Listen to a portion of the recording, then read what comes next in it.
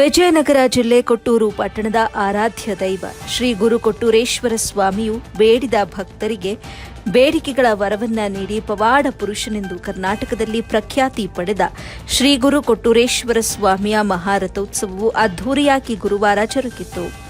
ಶ್ರೀ ಗುರು ಕೊಟ್ಟೂರೇಶ್ವರ ಸ್ವಾಮಿಯ ಮೂರ್ತಿಯು ದೇವಸ್ಥಾನದಿಂದ ಸಂಬಳ ನಂದಿಕೋಲು ಸಕಲ ವಾದ್ಯಗಳೊಂದಿಗೆ ದ್ವಾರಬಾಗಿಲ ಬಳಿ ಬಂದ ತಕ್ಷಣ ಸ್ವಾಮಿಗೆ ಹರಿಜನದ ಮಹಿಳೆ ಗಿಣ್ಣದ ನೈವೇದ್ಯ ಮಾಡಿದ ನಂತರ ಸ್ವಾಮಿಯು ತೇರು ಬಯಲಿನಲ್ಲಿರುವ ರಥವನ್ನೇರಿ ಮೂಲ ನಕ್ಷತ್ರ ಕೂಡಿದ ತಕ್ಷಣ ಸ್ವಾಮಿಯ ರಥವು ತಾನಾಗಿಯೇ ಒಂದು ಹೆಜ್ಜೆ ಮುಂದೆ ಉರುಳಿ ಮತ್ತೆ ರಥವು ಮುಂದುವರೆದು ಸಾಗಿತ್ತು.